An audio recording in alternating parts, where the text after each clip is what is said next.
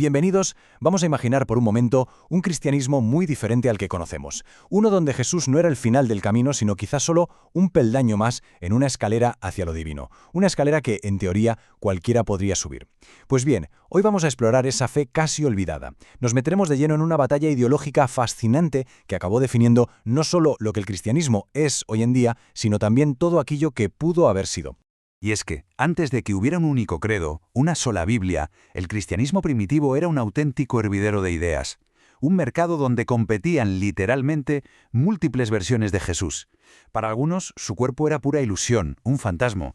Para otros era un sabio, un iluminado, sí, pero un modelo que con el conocimiento adecuado cualquiera podría llegar a superar. Esto no era un simple debate para teólogos, no. Era una lucha a vida o muerte por definir el alma misma de una fe que estaba naciendo en el complejo y diverso mundo romano. Y todo esto ocurre en un contexto muy concreto, el Mediterráneo helenístico, que era como una gigantesca coctelera religiosa. En este ambiente las ideas viajaban a la misma velocidad que las legiones romanas. La figura de Jesús, claro, no fue inmune a este proceso. Fue en cierto modo desmontada y reconstruida, pero usando las herramientas de la filosofía griega, del misticismo oriental, se mezcló con el platonismo, con el pitagorismo, con los cultos mistéricos que prometían una salvación personal, una fusión total. Muy bien, pues vamos al origen, a la chispa que según muchos lo encendió todo. Viajamos a Samaria para encontrarnos con una figura carismática, enigmática, conocida como Simón el Mago. Pero ojo, que el nombre no nos engañe. No hablamos de un simple ilusionista. Hablamos del que es considerado el primer gran arquitecto de una teología alternativa, un sistema de pensamiento que se iba a desviar, y mucho, del camino que estaban marcando los apóstoles de Jesús. A ver, fíjense bien en esto porque aquí es donde la audacia de Simón se vuelve espectacular. Él no se limita a interpretar a Dios, él se proclama a sí mismo como el poder divino central. Lo que vemos aquí es una especie de trinidad, pero secuencial. Él, una única deidad, se habría manifestado de formas distintas a lo largo de la historia. Para su propia gente en Samaria, él era el Padre. Para los judíos en Judea se manifestó como el Hijo, como Cristo. Y para el resto del mundo, para los gentiles, se presentaría como el Espíritu Santo. En resumen, todas las caras de Dios eran en realidad su propia cara. Ahora, para que una doctrina tan abstracta como esa calara en la gente, Simón necesitaba una historia, un mito potente. Y lo creó en torno a su compañera, Helena. Para sus seguidores, ella no era una mujer cualquiera. Era la encarnación de la Énoya, el primer pensamiento de Dios, la sabiduría divina. Según el mito, ella descendió para crear a los ángeles, pero estos, por puros celos, la atraparon en el mundo material. El gesto de Simón de rescatarla de un burdel en Tiro era en realidad una metáfora pedagógica brutal. Cada alma humana es como Helena, una chispa divina atrapada, y solo la gnosis, el conocimiento secreto que él ofrecía, podía liberarla. Y aquí llegamos al núcleo de su pensamiento, a la idea que lo cambia absolutamente todo, un dualismo radical. Por un lado tenemos al Dios verdadero, un ser supremo, lejano, perfecto y completamente ajeno a este mundo material. Y por otro están los creadores de nuestro mundo, unos seres inferiores, a menudo ignorantes o incluso maliciosos, los ángeles o el demiurgo, que muchos identificaban con el Dios del Antiguo Testamento. En esta visión, el mundo no es una buena creación de Dios, no, es una prisión defectuosa diseñada para mantenernos atrapados. Pero claro, una idea tan potente no podía quedarse encerrada en Samaria. La semilla que plantó Simón empezó a germinar y a evolucionar. Sus doctrinas no desaparecieron, ni mucho menos.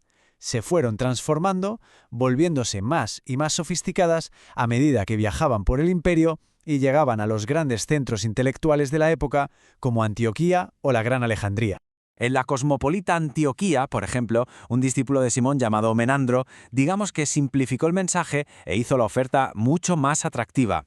Ofreció una promesa directa, seductora, la inmortalidad, pero aquí y ahora. Su gran innovación fue un bautismo mágico que supuestamente no prometía una resurrección en un futuro lejano. No, detenía la muerte y el envejecimiento en el acto. Era una especie de solución técnica al mayor miedo del ser humano y de paso eliminaba de un plumazo toda la idea cristiana de la espera paciente y la fe en el fin de los tiempos. Y después el movimiento llegó al epicentro intelectual del mundo antiguo, Alejandría. Y aquí la magia se vistió de filosofía. Un maestro llamado Carpócrates transformó todo esto en una sofisticada técnica de autorrealización. Para él Jesús no era Dios por naturaleza. Era un hombre excepcional, sí, cuya alma, por su increíble pureza, había logrado recordar su origen divino. Pero aquí está la clave. Si él pudo hacerlo, la puerta quedaba abierta para que cualquiera, con suficiente virtud y desprecio por las leyes de este mundo, pudiera no solo igualarle, sino incluso superarle. Esta lógica la llevó a su conclusión más extrema y socialmente más explosiva, su hijo Epífanes. Un auténtico prodigio que, según se cuenta, murió con solo 17 años. En su tratado sobre la justicia, desarrolló un argumento de una simplicidad demoledora.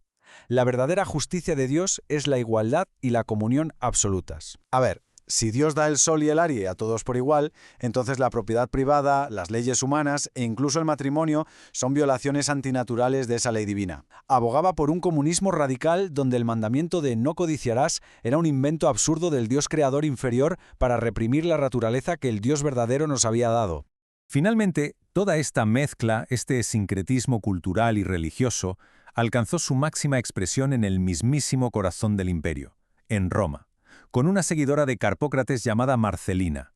Su comunidad no solo tenía imágenes de Cristo, que ya era algo bastante raro en la época, sino que las coronaban y veneraban, junto a los bustos de los grandes filósofos griegos, Pitágoras, Platón, Aristóteles. Para ellos, Jesús no era el Salvador único, era así la culminación de la sabiduría humana, el más grande de los maestros, pero uno más en el gran panteón del pensamiento helenístico. Vale, llegados a este punto, la cosa está clara. Todo este abanico de creencias, que iba desde la magia hasta un comunismo filosófico, suponía una amenaza existencial para la fe de los apóstoles. Ya no se trataba de pequeñas diferencias de opinión. Eran dos visiones del mundo, de Dios y del ser humano, completamente incompatibles. La iglesia que estaba naciendo no podía simplemente mirar para otro lado.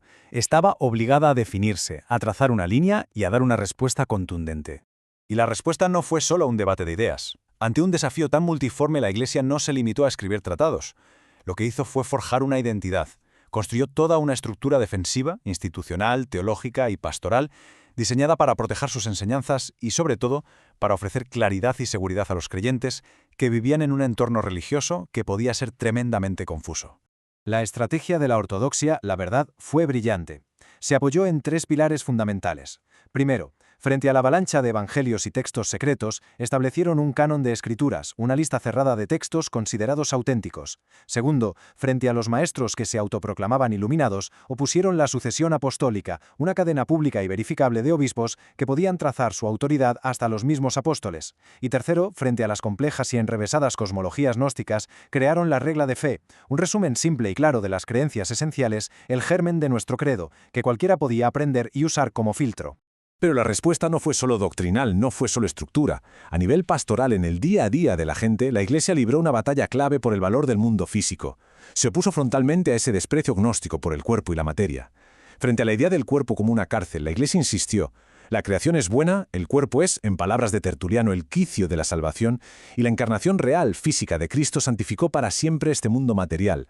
Y esto tuvo consecuencias prácticas enormes, porque fundamentó una ética de la caridad, del cuidado de los enfermos, del servicio a los pobres, algo radicalmente opuesto al elitismo intelectual y a esa búsqueda individualista de la salvación gnóstica. Bueno, la historia, como casi siempre, la escriben los vencedores, y la ortodoxia triunfó. Pero, ¿qué pasó con todos estos caminos que fueron rechazados?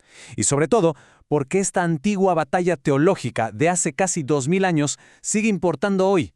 Pues porque, aunque estos movimientos fueron derrotados y marginados, sus ideas demostraron tener una capacidad de supervivencia realmente extraordinaria.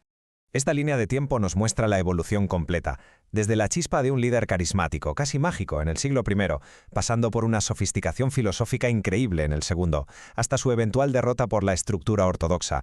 Pero un detalle clave, el hecho de que gente como Ireneo de León tuviera que dedicar obras enormes a refutar estas ideas nos dice lo populares e influyentes que llegaron a ser. Y ni siquiera consiguieron eliminarlas del todo. Como demostró el hallazgo de Nag Hammadi en 1945, sus textos prohibidos sobrevivieron, enterrados en el desierto durante casi 1600 años. En última instancia, si lo reducimos a lo esencial, esto fue un choque entre dos formas de ver la realidad, dos cosmologías que no podían ser más opuestas. Por un lado, una visión que veía el mundo como una cárcel de la que hay que huir y a su creador como un carcelero. Y por otro, una visión que concebía el mundo como un hogar bueno, aunque caído, creado por un Dios cercano. Un hogar que no hay que abandonar, sino sanar y redimir. La victoria de la ortodoxia no era inevitable, pero fue decisiva, y preservó una visión muy específica de Dios y del ser humano que acabaría definiendo la civilización occidental, pero nos deja con una pregunta fascinante. Al elegir este camino, al trazar estas fronteras, ¿qué otros mundos posibles se silenciaron para siempre? Se quedó fuera todo un universo de versiones extrañas, complejas y, finalmente, rechazadas del cristianismo. Visiones que, aunque derrotadas, nunca han dejado de resonar en los márgenes de nuestra cultura, recordándonos que la historia de la fe es también la historia de todas las fes que pudieron haber sido.